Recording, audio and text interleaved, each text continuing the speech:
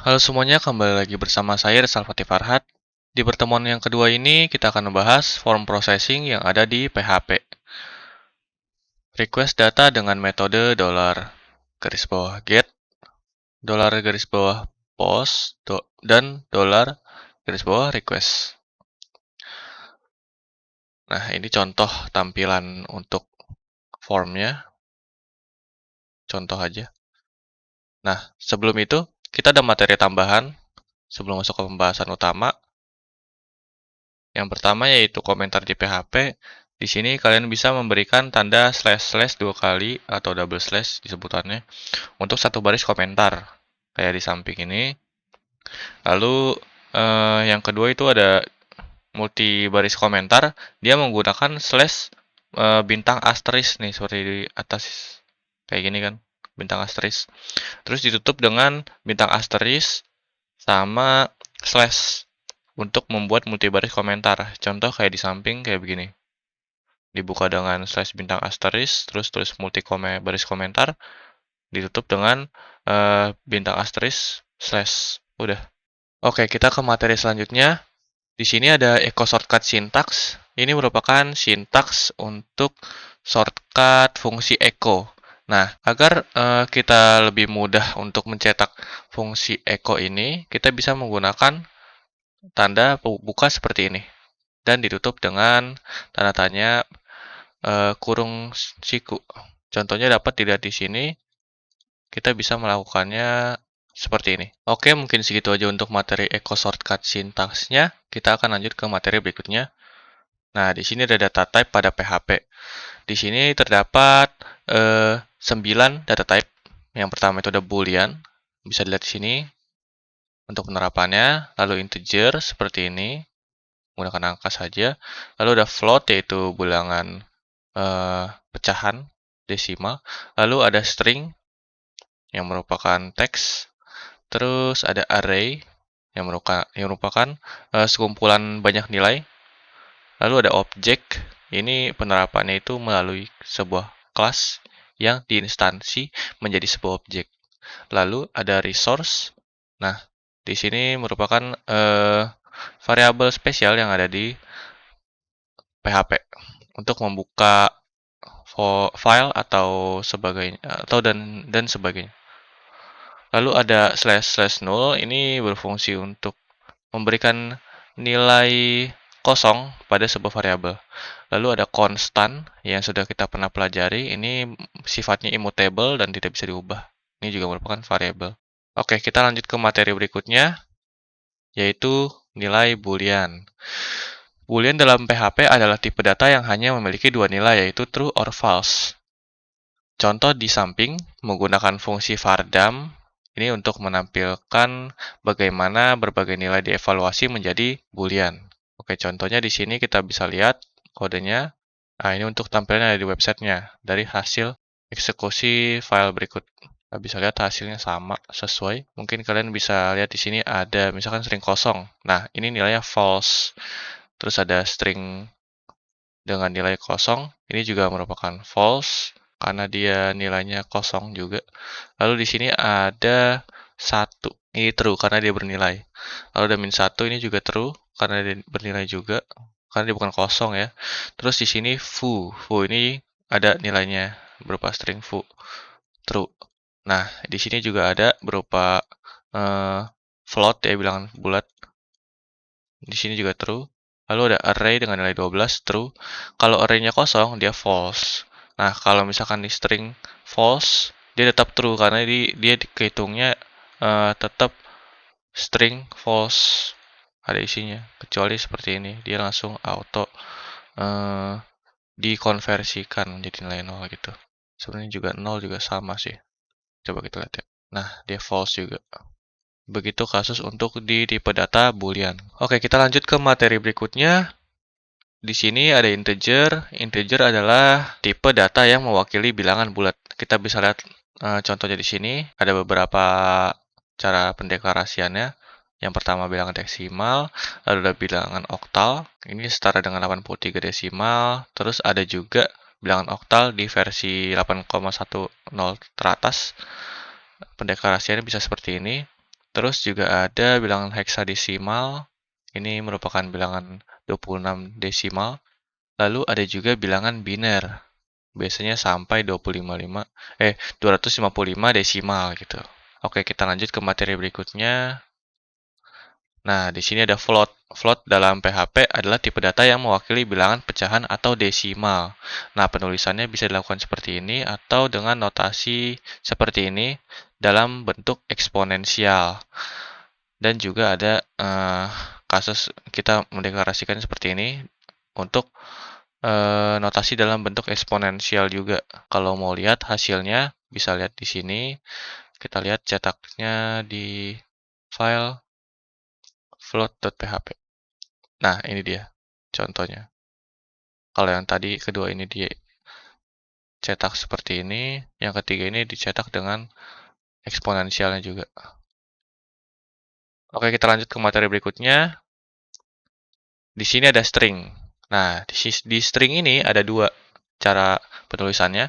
Yang pertama itu menggunakan single quote atau tanda kutip satu. Menggunakan escape dengan backslash untuk menampilkan petik satu. Bisa dilakukan dengan cara seperti ini. Itu akan menampilkan backslash. Kalau untuk menampilkan backslash itu sendiri, kita bisa melakukannya seperti ini. Backslash 2 kali. Nanti dia bakal ngeprint backslash. Escaped karakter selain itu akan dicetak seperti yang diketikkan. Jadi misalkan mau backslash n, nah itu dia tetap aja dia bakal tulisnya backslash n, bukan bakal bikin new line baru gitu. Kalau kalian tahu, nanti ada list escaped characters ya, dikasih tahu. Terus yang kedua itu tidak bisa menambahkan baris baru atau variabel. Jadi dia nggak bisa tuh kita naruh variabel di sini, mesti dikasih string concation namanya, string concat. Oke, habis itu yang kedua ada contoh penggunaan tanda kutip 2 atau double quote. Nah, di sini baru bisa menambah baris baru atau variabel. Nah, jadi contoh misalkan mau menambah baris baru menggunakan backslash n itu bisa pakai escaped stringnya, escaped karakter. Lalu ada juga misalkan kalian mau nambah variabel di sini langsung bisa nih dalam tanda kutip ini, nggak usah pakai string concat, pakai titik gitu ya kan biasanya. Jadi kita bisa langsung pakai $, misalkan umur, itu bakal nampil langsung hasil dari variabelnya, nilai dari variabel itu. Terus juga bisa digunakan di SQL statement biasanya. Nanti ada dipelajari. Nah, gunakan titik untuk string concat. Apa itu string concat? Teknik menggabungkan dua nilai string dengan menggunakan operator titik gitu. Untuk contohnya kita bisa lihat sekilas di sini. String.php. Nah, ini contohnya dengan menggunakan backslash tadi. Kita lanjut ke materi berikutnya. List escaped string. Nah, di sini yang tadi kita bisa lihat. Kalau di string itu dia bisa banyak ya list buat escaped stringnya. Ini biasanya digunain di double quote tadi. Nah, itu kayak slash n, backslash n. Membuat baris baru, terus ada mencetak backslash. Menggunakan backslash 2 kali. Kalau ini bisa dilakukan di single quote juga. Terus ada khusus Windows, biasanya beberapa text editor perlu menuliskan /r/n, dua kayak gini nih. Nah, ini namanya carriage return. Lalu ada mencetak $ agar tidak menjadi deklarasi variabel, yaitu $. Ini biasa digunakan di double quote ya. Terus ada memberikan tabulasi secara horizontal. Di sini juga sama, karena ini dia bakalan ngasih tabulasi, biasanya digunakan di double quote. Terus juga ada mencetak petik 2 double quote seperti ini untuk di double quote, ataupun petik 1 juga sama, itu untuk di petik 1 ya, untuk di single quote. Lalu ada memberikan tabulasi secara vertikal, terus ada juga mencetak nilai oktal, ada juga mencetak escape karakter, mencetak nilai hexadesimal, mencetak karakter form fit yang biasanya digunakan dalam format dokumen yang akan dicetak. Lalu ada juga yang terakhir mencetak nilai Unicode. Kalian bisa coba-coba sendiri untuk semuanya ini di string, tentunya string format ya. Oke, mungkin kita bisa lanjut ke materi berikutnya. Operator aritmatika. Nah, di sini kita bisa lihat ada 6 ya operator aritmatika yang ada di PHP. Yang pertama yaitu plus, simbol plus seperti ini untuk penjumlahan. Lalu ada simbol pengurangan seperti ini Terus ada juga perkalian, menggunakan simbol asterisk ya, bintang. Lalu ada pembagian menggunakan slash. Lalu juga ada modulus. Modulus itu misalkan sisa bagi dari A dibagi B. Misalkan misalkan 5 ya, 5 bagi 2. Nah, itu kan ada sisa 1. Itu merupakan modulus gitu. Terus juga ada eksponen dari dolar A dan dolar B. Kelipatan gitu. Lalu untuk materi selanjutnya yaitu operator assignment. Di sini ada banyak ya, 8. Yang pertama itu ada sama dengan. Contohnya seperti ini untuk deklarasi ya. Lalu ada juga sama dengan ditambah 5. Ini biar shortcut-nya gitu. Jadi kalau kalian mau shortcut-nya bisa menggunakan cara seperti ini. Plus sama dengan 5. Lalu ada juga sama dengan dolar A dikurang 5 gitu. Bisa seperti ini. Terus juga ada sama dengan dolar A dikali 5. Ada juga sama dengan dolar A dibagi 5. Ada juga di sini modulusnya. Terus eksponennya juga bisa dieksponen langsung. Sama yang terakhir tuh di concat. Jadi misalkan ada nilai sebelumnya, misalkan apa nih? Ada tulisan apa gitu kan, apa di sini gitu di dolar A sebelumnya. Udah dimasukkan nilai, terus kita bisa concat di sini menggunakan titik sama dengan 5. Jadi nanti apa 5 gitu. Digabung stringnya itu. Oke, kita lanjut ke materi berikutnya. Nah, untuk materi selanjutnya yaitu incremental dan decremental. Ada 4 di sini ya contohnya. Untuk pre-increment menambahkan satu nilai ke dolar A lalu mengembalikan nilai dolar A. Jadi kita menambahkan dulu baru mengembalikan nilainya. Misalkan di dalam fungsi looping kita butuh kan biasanya mencetak nomor 1 dulu gitu kan ya. Misalkan dari 0 indexing array. Nah, kita mau tuh nambahin dulu nilai 0-nya jadi 1. Jadi kita nambahin 1-nya itu dulu tuh buat penomoran kan misalkan digunakan gitu. Itu bisa melakukan seperti ini. Misalkan plus plus dolar I gitu kan biasanya indeks di for loop. Di for loop itu kan biasanya pakai dolar I. Itu bisa menggunakan plus plus dolar A seperti ini untuk diincrement di awalnya. Lalu dikembalikan nilainya jadi 1 gitu. Atau misalkan di sini 1 jadi 2 gitu kembalian nilainya. Nah, post increment ini berbeda. Dia ngembaliin nilainya dulu nih dolar A, baru ditambahin nilai 1 ke dalam dolar A ini. Jadi bisa di perulangan misalkan nilainya 0. Nah, dia kembaliin nilai 0-nya dulu, baru di perulangan selanjutnya, perulangan kedua, dia bakal ditambahin 1 gitu. Tambahinnya belakangan. Terus ada predicrement, mengurangkan satu nilai ke dolar A, lalu mengembalikan nilai dolar A. Jadi sama halnya kayak ini, dia melakukan eksekusi pengurangannya dulu, baru ngembaliin nilainya. Jadi dia nge-eksekusi dulu, misalkan nilai 0, dikurangin dulu tuh jadi minus 1, baru dikembaliin. Nah, kalau ini kebalikannya, untuk post decrement. Dia ngembaliin nilainya dulu, misalkan 0, 0-nya dulu, baru dikurangin 1 nilai ke dolar A. Jadi 0, perulangan selanjutnya baru 1, minus 1. Karena ini kan pengurangan ya, jadi minus 1 dolar A-nya ini. Oke, kita lanjut ke materi selanjutnya. Nah, di sini ada operator logika. Di sini terdapat 7 ya. 7 operator logika. Atau biar lebih jelasnya ini ada 4. Cuma ini untuk penulisannya ada 2 cara biasanya. Untuk yang pertama ada operator dan. Di sini apabila nilai A dan B itu sama, maksudnya kalau dolar A dan dolar B itu benar gitu ya, nilainya true. Jadi kalau true dia true. Kalau false dia false gitu ya kan. Kalau salah satunya false ya udah, dia false juga. Pasti dua-duanya yang benar. Kalau udah benar, nilainya berarti dia true. Terus ada juga nih di sini misalkan ada salah satu logikanya nih dolar A misalkan nilainya true, berarti dia true. Kalau misalkan dolar B-nya yang true dan dolar A-nya ini false, dia true. Kalau dulunya true, ya true juga. Karena yang penting dia ada salah satu nilai true, dia true. Kalau kalau dua-duanya false, baru dia false gitu. Terus ini juga sama, shortcutnya bisa menggunakan OR, tulisan seperti itu. Lalu untuk negation ini ya, kebalikannya gitu. Jadi kalau misalkan dia false, dia jadi true. Kalau jadi true, dia jadi false gitu. Kebalikannya aja. Sama ini juga, tapi penulisannya aja yang beda. Kalau ini shortcutnya bisa menggunakan tanda seru, di sini bisa pakai not juga.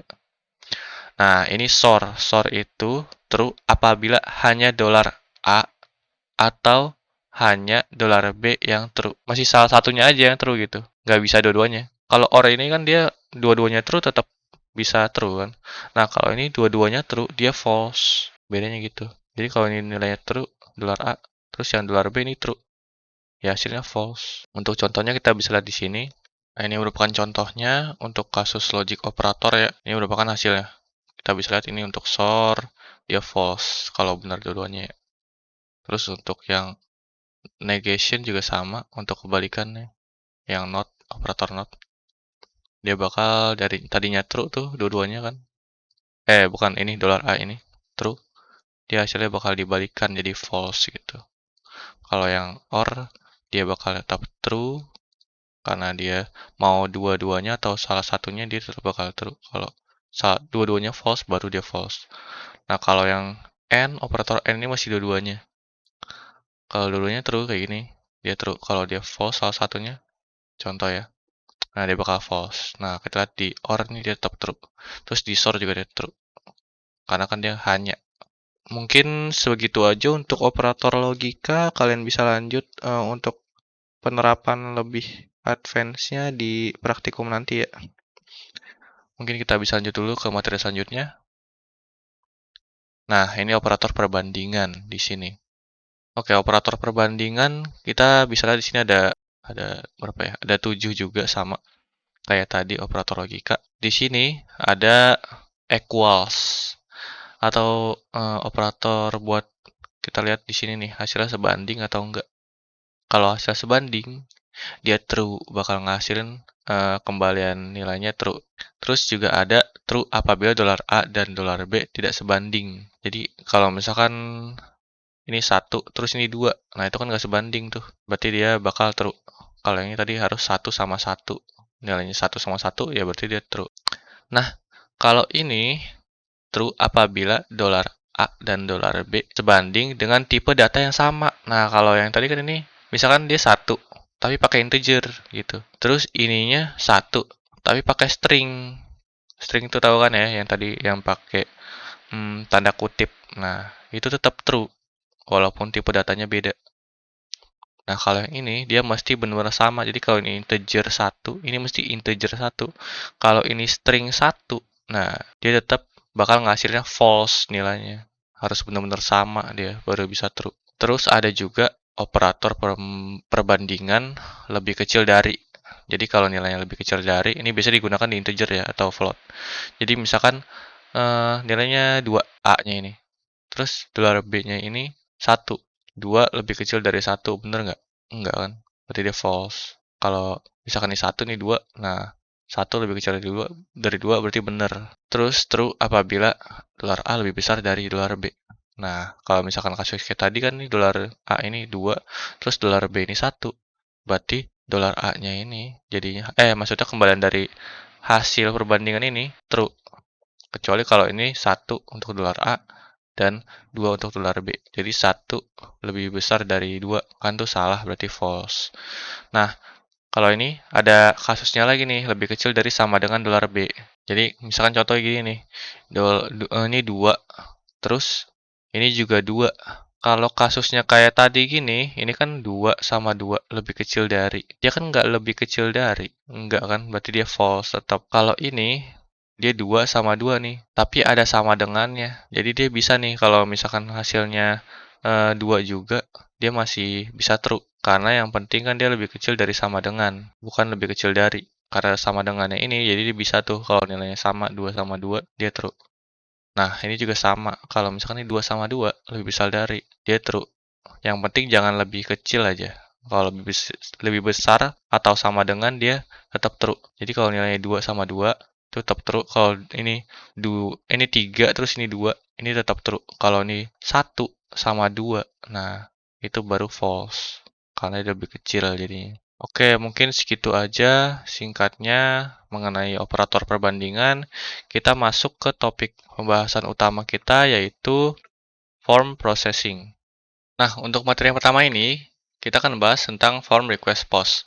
Form request $post adalah metode form request data melalui header HTTP untuk data yang lebih sensitif atau tidak terlihat gitu. Data dikirim tanpa terlihat di URL, cocok untuk form yang mengirim data dan diproses dalam script PHP. Misalnya, contoh login form, itu kan ada username, email, atau password gitu ya. Itu merupakan data sensitif yang nggak seharusnya diperlihatkan kepada user. Karena data dikirim melalui header HTTP, maka data menjadi lebih aman karena tidak tampil di URL browser kalian gitu ya kan. Nah, contoh penulisannya dari samping, kita bisa lihat di sini kan ada action yang merupakan uh, tempat dieksekusi, tempat untuk menampilkan hasil eksekusi yang ada di form ini. Terus ada metodenya yaitu post. Ini ada inputannya menggunakan name, nama ini untuk apa ya namanya? Sebagai pengenal gitu ya. Nanti dikenalin di sini kan ada $post. Terus ada key-nya itu nama itu diambil dari sini ya. Nah, untuk mau ceknya kita bisa di sini ada if statement. Lalu ekspresinya yaitu isSet. isSet ini merupakan sebuah fungsi untuk mengecek apabila ekspresinya tidak null, maka dia akan mengembalikan nilai true gitu ya kan. Jadi kalau $post nama ini ada gitu ya kan, ada gitu nilainya di sini, maka bakal dijalankan gitu. Nah, untuk hasil eksekusinya merupakan teks HTML gitu ya. Halo, echo untuk mencetak si HTML special charge dengan $post nama. Jadi hasil dari inputan si user ini bakal dicetak di sini. Lalu HTML special charge ini bakal mengubah bentuk tag-tag HTML yang ada di sini nih, misalkan diinputkan oleh user. Contoh aja H1 atau tag P gitu ya kan. Dia bakal nyetak menjadi string biasa, nggak jadi string HTML gitu. Nah, terus ada hak kamu berumur. Nah, di sini juga sama, dicetak nih pakai echo, tapi dikonversikan menjadi integer nilai yang dimasukkan oleh si user. Jadi udah di sini divalidasi, misalkan kalau kalian pakai type number, di sini divalidasi lagi nih nilainya harus merupakan integer untuk menghindari adanya injeksi ya dari si pengguna atau pihak-pihak yang tidak bertanggung jawab gitu. Itu untuk materi selanjutnya tentang konversi seperti ini. Ada mungkin di video-video yang akan diberikan di pertemuan-pertemuan selanjutnya. Oke, kita lanjut aja ke sesi contohnya. Nah, di sini ada file $post gitu ya kan. Ya, dengan actionnya yaitu ke arah file yang sekarang kita bakal eksekusi. Jadi kita eksekusi di tempat ya.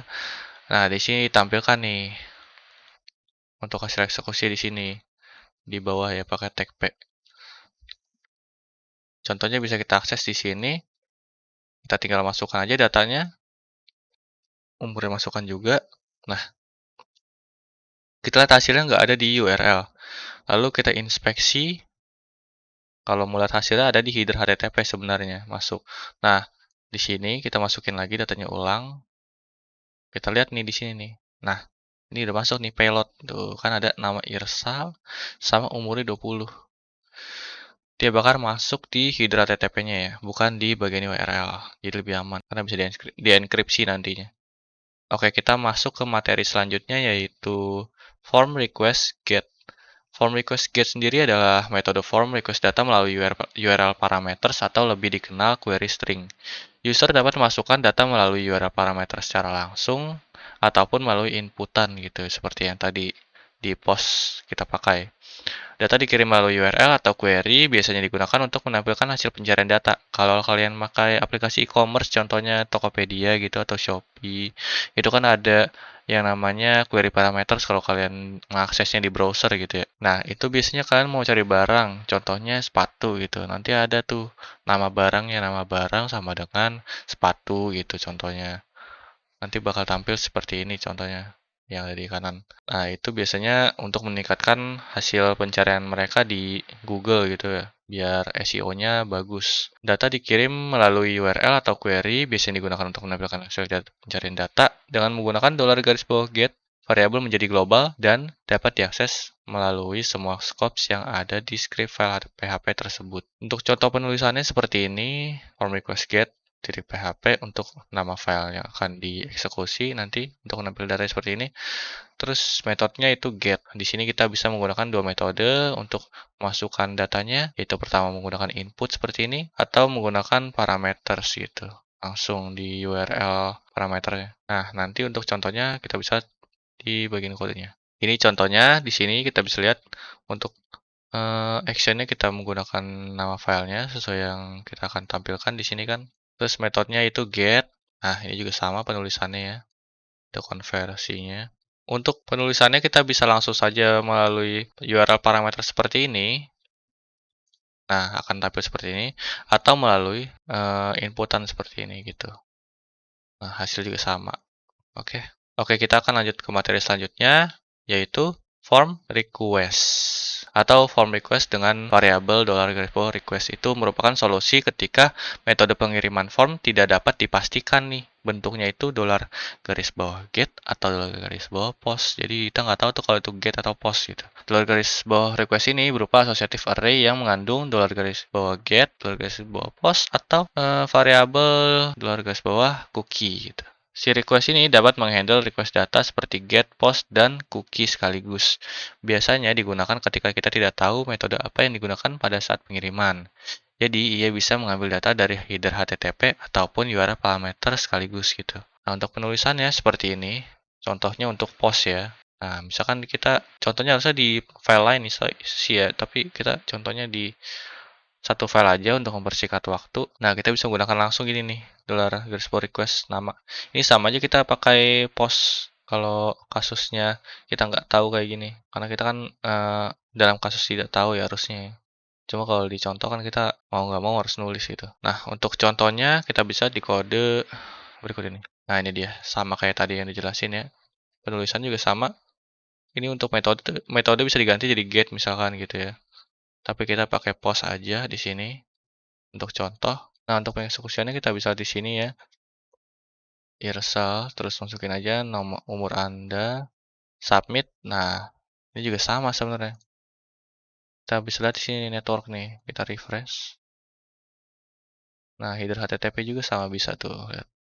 Oke, untuk selanjutnya kita masuk ke materi if statement sebelum kita lanjut ke praktikum. Nah, if statement digunakan untuk menjalankan blok kode tertentu jika suatu kondisi terpenuhi. Jadi, kondisi adalah ekspresi yang dievaluasi menjadi nilai true atau false. Kondisi itu yang di dalam sini nih, ini merupakan suatu kondisi gitu ya, ekspresi. Jadi, kalau misalkan $umur lebih besar dari sama dengan 18, dia bakal mencetak Anda sudah dewasa gitu. Jadi kan kalau ini 25 nih. Nah, ini kan lebih besar dari 18 nih. Ya kan lebih besar dari sama dengan 18. Nah, kita bisa mencetaknya jadi Anda sudah dewasa nanti di eksekusinya. Terus atau misalkan kondisi lainnya pakai else if gitu. Ini juga bisa nih. Masukin misalkan lebih besar sama dengan 13 dia bakal dicetak Anda remaja. Atau else-nya selain itu. Selain itu berarti kan di bawah dua ini kan, 13 sama 18. Nah, berarti dia masih anak-anak. Maka blok di dalam kurung kurawal, ini kan dalam kurung kurawal nih, ini bakal dijalankan kalau nilainya true. Ini kalau nilai true nih, ini kan 25 berarti true, dijalanin. Kalau false dia dilewatin, nanti kelewat ke sini, terus lewat ke sini, pokoknya sampai ke eksekusi yang benar gitu kan. Atau kalau dia pakai if statement aja ya dia bakal dilewatin aja udah gitu, nggak ada else-nya kan. Oke, mungkin segitu aja untuk if statement. Lanjut ke materi berikutnya. Yang terakhir yaitu switch case. Nah, di switch case dalam PHP digunakan untuk mengevaluasi ekspresi dan menjalankan kode tertentu berdasarkan nilai ekspresi tersebut. Mungkin di sini kalian bingung, tapi mirip kayak tadi if statement. Bedanya dia mengevaluasinya berdasarkan ekspresi. Sebenarnya sama aja sih. Cuma jadi dia pakai case-case gitu. Kalau yang tadi kan dia pakai kondisinya langsung gitu ya. Misalkan dia lebih besar, ya dia bakal ngecetak tuh. Kalau di switch case, misalkan hasilnya true. Nah, ini kan kondisinya true. Tapi case-nya apa gitu? Case-nya itu kayak di sini if-nya gitu. Misalkan luar umur lebih besar dari 18, nah dia baru mencetak tuh Anda sudah dewasa. Tapi dia agak ribetnya di sini harus menambahkan break gitu. Break ini digunakan untuk memberhentikan nilainya kalau misalkan udah benar gitu ya, udah true. Jadi nggak usah dijalanin lagi switch-nya itu. Nah, dalam switch case, ekspresi dievaluasi sekali dan nilai tersebut kemudian dibandingkan dengan nilai-nilai dalam setiap case. Jika ada case yang cocok dengan nilai ekspresi, blok kode yang sesuai dengan case tersebut akan dijalankan. Penggunaan break pada setelah setiap blok kode case diperlukan untuk menghentikan eksekusi switch case setelah blok kode yang sesuai dijalankan. Oke, setelah semua yang kita pelajari tadi, kita akan lanjut ke materi praktikum kita. Oke, untuk pertama-tama kita buat dulu file baru form nilai.php. Ini nantinya kita bakal praktikkan untuk form request get. Untuk mempermudah tampilan UI-nya, kita akses saja di sini Bootstrap Form Builder. Nah, bisa dibuka, kita coba lihat di sini kan ada text field, kita pencet aja. Ini kita sesuaikan. Untuk form nilai biasanya ada nama lengkap. Di sini unique ID-nya nama aja pakai huruf kecil semua, biasakan. Terus untuk placeholder-nya kita tulis saja ulang nama lengkap. Habis itu prepend-nya nggak usah karena kita nggak perlu icon. Untuk mempersingkat, lalu ada lagi tambahan add field untuk mata kuliah pakai select. Nah, dengan input select kita namakan di sini mata kuliah. Terus di unique ID-nya kita singkat aja pakai matkul. Di sini required field tadi juga ada. Kalau kalian mau tambahkan bisa juga. Di sini karena kita praktik biasa jadi nggak perlu untuk validasi data. Terus untuk choice kita masukkan sih titlenya itu ada apa aja ya, dasar-dasar pemrograman, tapi nilainya itu di DP singkat aja. Terus yang kedua itu ada basis data I atau satu Romawi gitu I, dan ini disingkat jadi BDI. Terus habis itu ada pemrograman web, tulis saja web 1. Kalau udah, kita tambahin lagi field baru pakai text field. Text field itu untuk nilai UTS. Terus di sini masukin aja nilai underscore UTS. Nah, di sini tulis ulang aja nilai UTS. Udah, gitu aja. Kita tambahin lagi text field baru untuk nilai UAS. Di sini unique ID-nya nilai underscore UAS. Pakai huruf kecil semua. Nilai UAS. Nah, habis itu kita tambahin lagi field baru. Yang terakhir, yaitu nilai tugas atau praktikum. Di sini tulis saya nilai nilai underscore tugas. Placeholder-nya kita masukkan nilai tugas. Udah gini aja. Kita copy kodenya atau kalian misalnya di sini kita copy to clipboard, masukkan di file form nilai.php. Nah, kalau udah masuk, kita coba lihat tampilannya di sini. Localhost pertemuan 2 form nilai.php. Nah, untuk hasilnya kalian bisa lihat di sini. Nanti kalian isikan di sini ya terlebih dahulu untuk formnya dengan action form nilai.php. Ini nyesuaiin sama file yang akan ditampilin. Karena kita ditampilinnya di file yang sama, kita masukinnya form nilai.php. Terus untuk metodenya itu gunain get. Karena kita pengen nampilin di URL gitu. Kita masukin data-datanya di sini. Kalau udah kita submit. Nah, di sini sudah udah nampil nih. Tapi kalau misalkan nanti kita mau nampilin datanya, kalian bisa cetak di sini untuk nilai PHP-nya. Kita gunain if is set untuk ngecek variabel dollar garis get underscore get si submit yang ada di bawah tadi. Kalau nilainya ada, nanti kita masukin nah kayak gini nih dollar name. Tapi di sini kita pakai bahasa Indonesia pakai dollar nama. Nah, habis itu kita masukin matkul dollar get matkul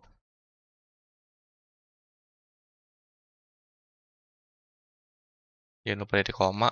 Habis itu ada hmm, nilai UTS. Nilai UTS. $get. Ini jangan lupa ada underscore-nya ya. Underscore get nilai UTS.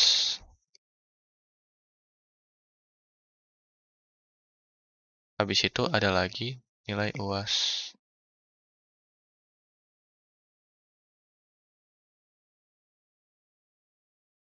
Nilai UAS. Terus yang terakhir itu ada nilai tugas.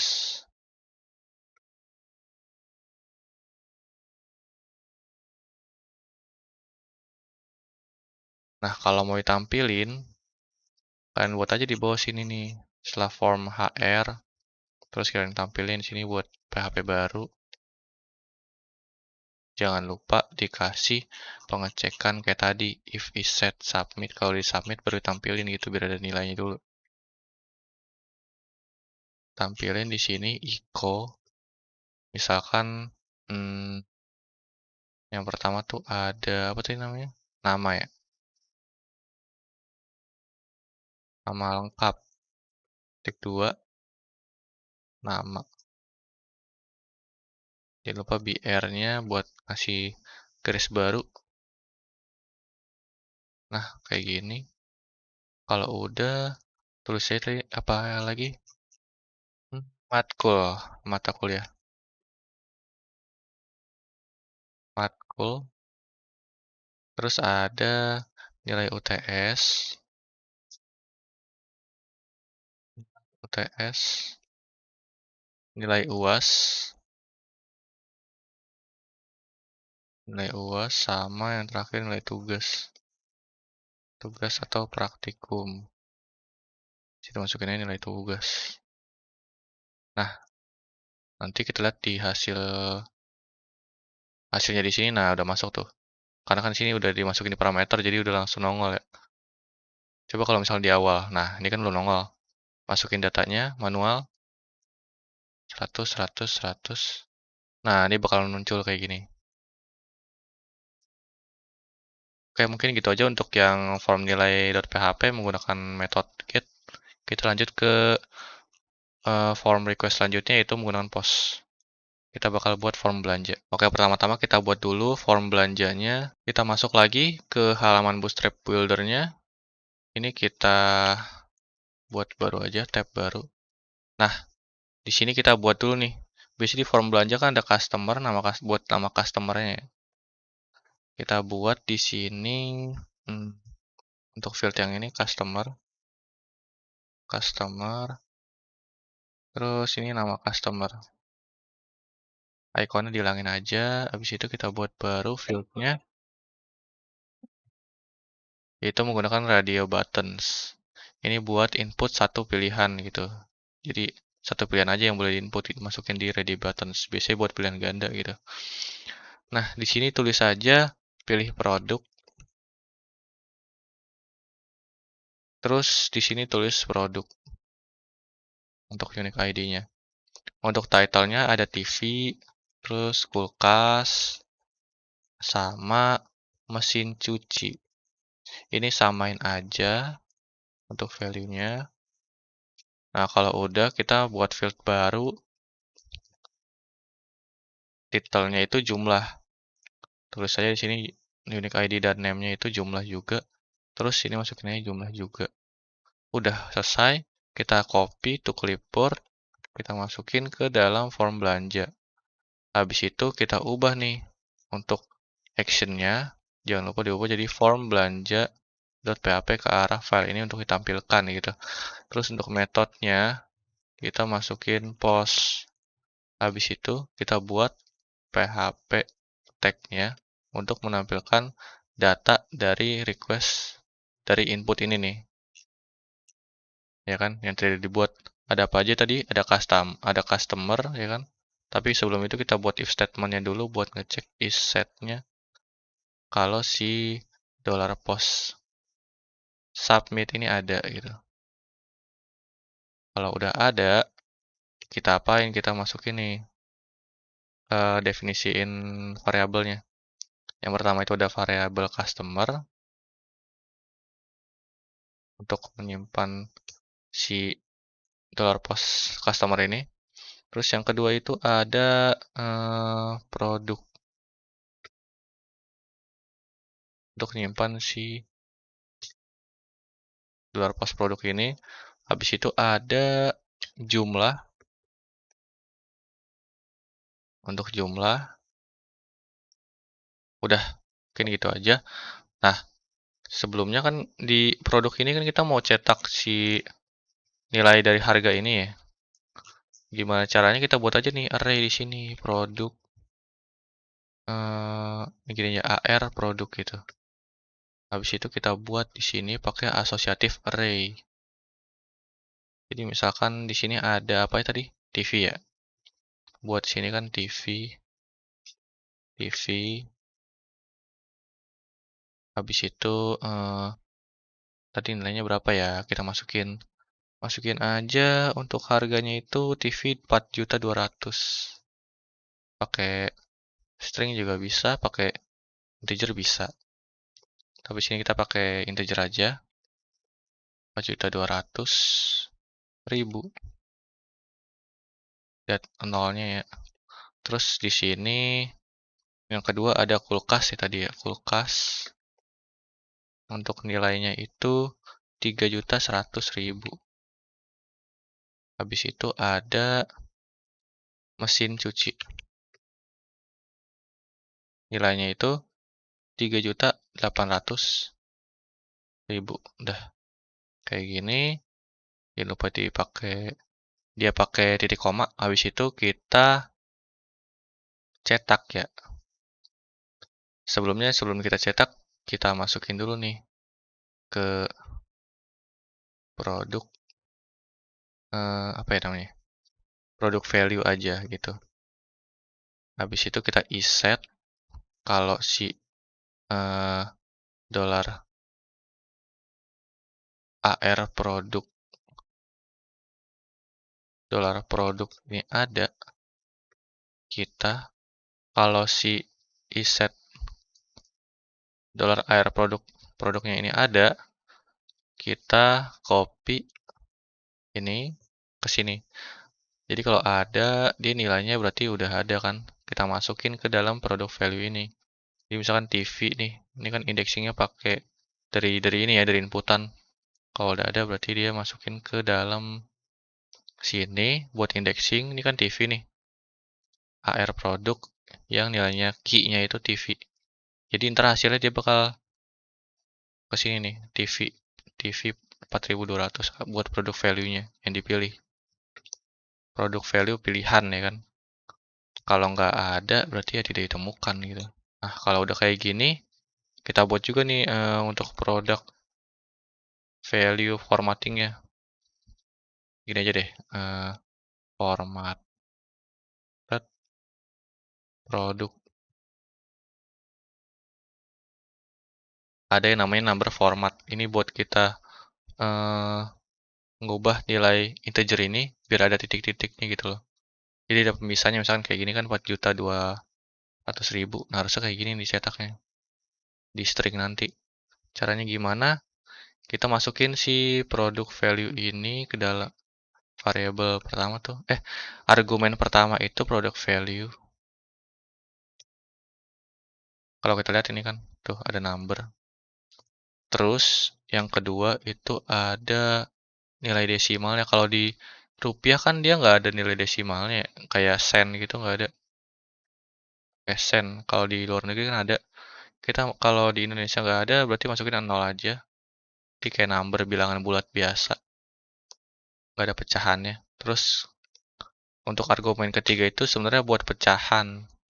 Jadi kalau misalkan di sini ada gitu kan, misalkan ada dua gitu, misalkan ada kayak 50 sen, nanti di komain gitu buat si sennya itu. Kalau nggak ada ya udah pakai parameter keempat nanti tiap 1.000 ini 1000 separator tiap 1.000 dipisah pakai titik kalau di Indonesia gitu kan. Nah kalau udah kayak gini selesai, kita buat juga nih fungsi jumlahnya.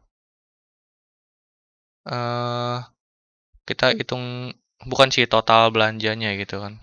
Biasanya ada total belanja. Oh, ini sebenarnya masuknya ke sini aja ya. Total belanja. Ini diubah aja jadi total belanja.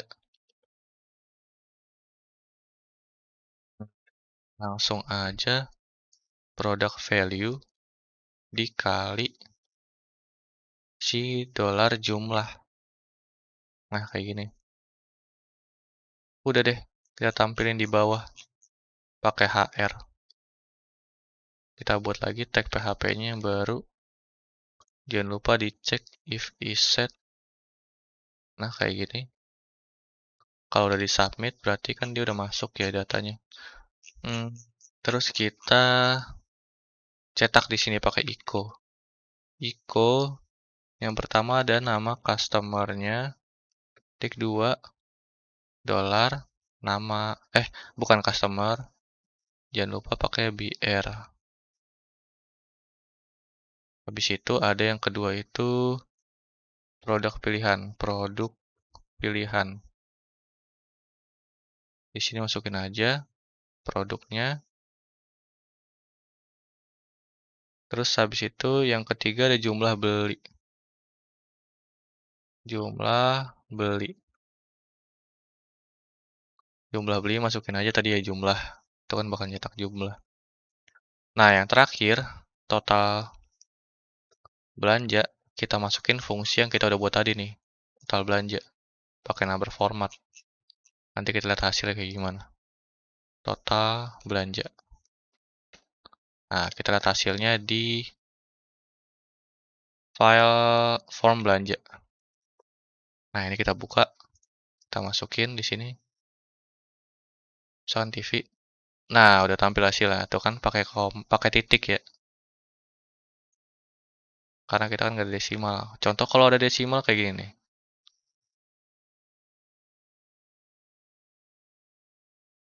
Tuh, nongol dia sennya. Kan karena kalau Indonesia kan nggak pakai ya. Jadi nggak usah ini nih. Bakal nampil kayak gini. Udah deh, selesai untuk praktikum kedua ini.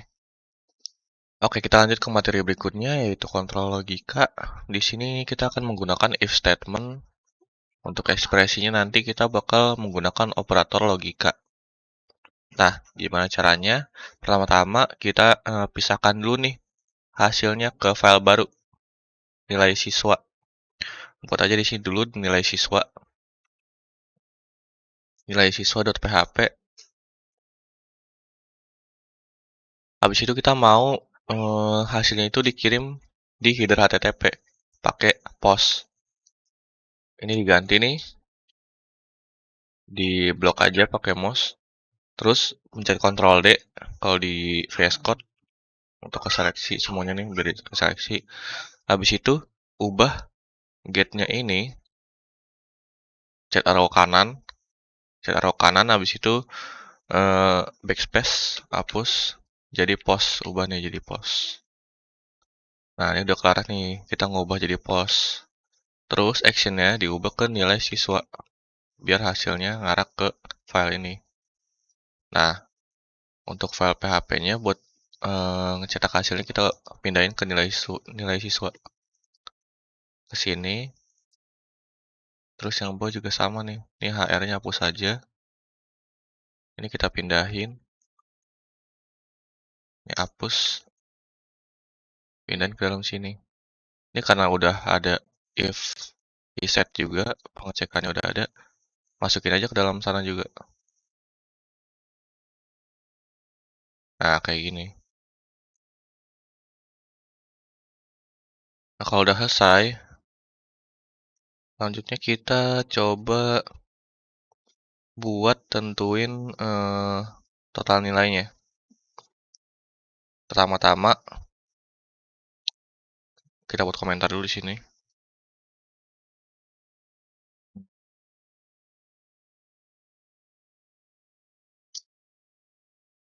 Oke, jadi siswa itu bakal dinyatakan lulus jika nilai totalnya persentase 30% UTS, 30% UAS, dan 35% tugas.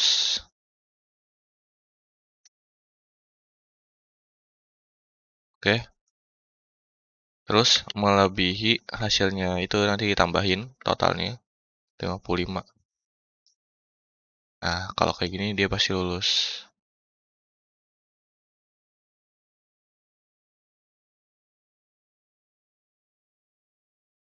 Habis itu pertama kita buat dulu perhitungannya nih. Kita buat variabel baru namanya total nilai.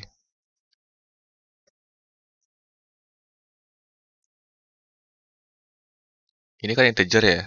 Jadi kita kalikan dulu nih si nilai UTS, UAS, tugas. Kita kaliin nilai UTS dikali berapa tuh? 0,30 berarti 0,30 ditambah nilai UAS dikali 0,35. Soalnya kurang dolarnya. Terus ditambah lagi nilai tugas dikali 0,35. Kayak gini. Jangan lupa ini kan integer ya. Kalau dikali gini nanti dia bakal hasilnya bilangan pecahan gitu. Kita floor pakai fungsi floor. Dia bakalan nge-rounding down. Apa namanya, ngebulatin ke bawah gitu. Kita floor, kalau di floor udah selesai. Nah, kita buat nih kondisional kondisinya menggunakan if statement. Kita buat di sini if dolar total nilai lebih besar daripada 55. Kan pengennya melebihi ya. Kita iko siswa lulus mata kuliah gitu. Else-nya buat kondisi selain itu kita kasih iko maaf siswa belum lulus mata kuliah. Nah, kayak begini.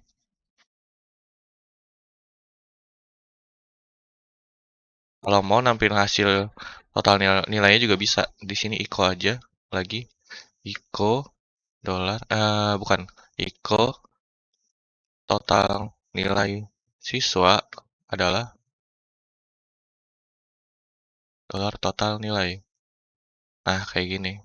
Jangan lupa dikasih /BL. Ini udah selesai. Lihat hasilnya di sini. Kita refresh. Tulis. Misalkan sini nilainya kayak begini. Di submit. Nah, udah ada. Siswa lulus mata kuliah. Coba di bawah 55 ya. 55 pas lah. Nah, ini dia nggak lulus. Karena kan kita melebihi. Kalau di operator logikanya tadi. Oh, ini operator perbandingan, maaf. Oke, selanjutnya ada yang namanya switch case. Fungsinya sama mirip kayak if statement. Biasanya lebih banyak digunain tuh if statement. Cuma di sini kita kasih solusi alternatifnya menggunakan switch case. Kita kasih contohnya. Kita bakal banyak menggunakan operator perbandingan sama logika di sini. Nah, sebelumnya kita bakal menggunakan ini untuk grading nilai siswa. Contoh di sini kita masukin aja dulu switch-nya dengan ekspresinya true. Apabila kondisinya true, maka dia melihat dari case-nya ini. Case-nya total nilai lebih besar dari sama dengan 0 kalau dia lebih besar dengan 0 dan total nilai kurang dari sama dengan 35, maka nilainya E. Kita kasih aja grade, $grade E. Kayak gini. Terus di break, jangan lupa di break. Ini bisa pakai kutip 2 atau kutip 1 sama aja ya. Tapi biasanya saya gunain kutip 2 biar selaras saja main di atas gitu. Terus kita kasih cache total nilai. Yang kedua ini dia lebih besar dari sama dengan 36 dan total nilainya kurang dari sama dengan 55. Kita kasih grade-nya itu D. Terus kita break. Habis itu kita kasih cache baru lagi. Sini total nilai lebih besar dari sama dengan 56 dan eh, dan total nilai kurang dari 69. Kita kasih grade-nya C. Lalu kita break, terus kita kasih cache lagi baru total nilai lebih besar dari sama dengan 70 dan total nilai kurang dari sama dengan 84, maka dia grade-nya B. Kita break, terus kita kasih cache baru lagi, total nilai, total nilai lebih besar dari sama dengan 85 dan total nilai kurang dari sama dengan 100. Ini grade-nya A, paling tinggi gitu. Kita kasih break, jangan lupa. Habis itu kita kasih tag default. Sebelumnya sini kan ada break tiap cache ya. Ini untuk memberhentikan logikanya. Apabila logikanya udah true, dia break gitu. Apabila kode logika di sini jalanin gitu. Kan kalau true, dia masuk ke kode logika ini. Terus kalau udah selesai, kita break. Karena ada lagi, satu lagi keyword continue. Ini untuk melanjutkan gitu fungsinya. Apabila dia mau ngelanjutin, misalkan udah true nih. Ntar dia ngulang lagi, ngecek lagi. Set, kalau continue. Jadi dia ngulangin kode logika ini nih, yang ada di switch. Case-nya diulangin lagi, dicek.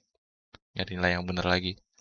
Terus kalau udah, kita kasih else-nya di sini. Kalau di switch case itu dia else-nya kayak gini nih.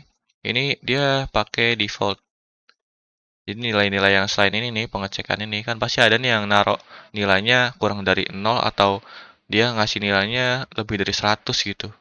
Itu kan harusnya nggak terdefinisi ya. Kita kasih aja grade-nya I. Ini untuk nilai yang tidak valid gitu. Terus kita break. Udah selesai.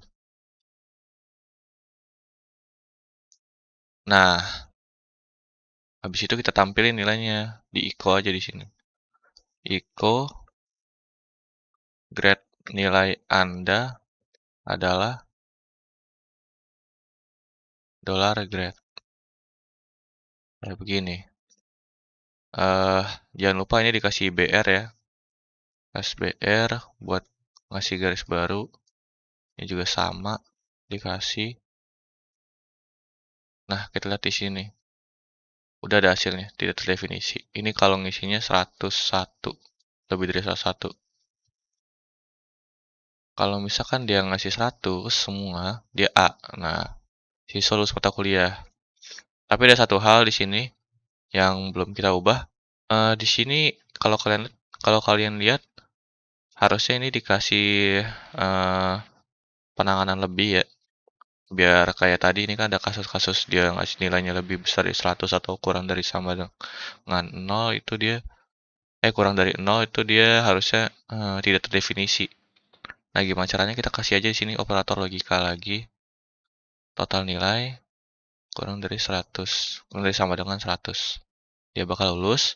Terus untuk else if-nya kondisi kedua total nilai eh, total nilainya lebih besar dari sama dengan 0 dan total nilai kurang dari sama dengan 55. Ini maaf mahasiswa belum lulus mata kuliah. Nah, else-nya itu echo ini untuk nilai yang tidak terdefinisi.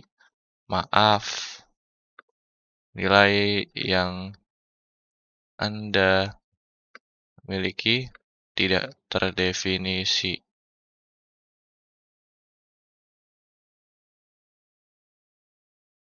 Dia bakal tampil kayak gitu nanti.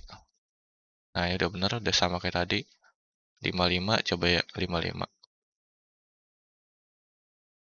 Nah, ini mahasiswa belum lulus kuliah, bener nggak? Di bawah, di bawah dari sama dengan 55, bener. Dia masuk kayak ke D. Kalau D, dia nggak lulus mata kuliah. Terus kalau dia ngasihnya misalkan 105, ini 100, 100. Kita lihat hasilnya. Nah, maaf nilai Anda tidak terdefinisi. Ini juga jangan lupa dikasih slash BR biar ngasih garis baru. Nah, sebelumnya jika kalian ingin mencetak predikat dari tiap grade ini, kalian bisa tambahin aja di sini lagi predikat gitu. Sama dengan atau kalian kalau mau cara cepatnya gini aja. Ini kan ada dollar grade sama semua ya. Kita kontrol D. Ops, jangan sampai bawah. Kontrol D sampai sini nih. Nah, ini kita pencet kontrol enter. Habis kontrol enter, kita tulis predikat sama dengan string kosong aja. Nah, ini kita isi manual tiap grade-nya ini. Kalau misalkan berarti apa? Predikatnya sangat kurang gitu. Kalau D itu apa? Kurang berarti. Kalau C cukup. Kalau B itu kita kasih memuaskan. Terus A itu sangat memuaskan. Untuk yang terakhir, I itu tidak ada. Nah, ini kita kasih lagi nih di bawah. Predikat nilai Anda. Predikat nilai Anda adalah predikat gitu. Nanti hasilnya bakal tampil di bawah. Oh iya, jangan lupa dikasih slash BR buat garis baru. Nah, habis itu kita refresh. Nah, ini udah ada predikat nilainya. Predikat nilainya udah masuk. Misalkan kita masukkan di sini 100 juga, masuk juga sangat memuaskan gitu. Oke, mungkin segitu aja dari saya untuk praktikum kali ini. Terima kasih untuk yang sudah mendengarkan. Apabila ada kekurangan bisa ditanyakan saja di kolom komentar atau ada kritik dan saran juga bisa dituliskan di komentar. Kalau kalian suka dengan video ini jangan lupa like. Kalau misalkan video ini bermanfaat jangan lupa di-share juga. Oke, mungkin segitu aja dari saya. Terima kasih semuanya. See you later.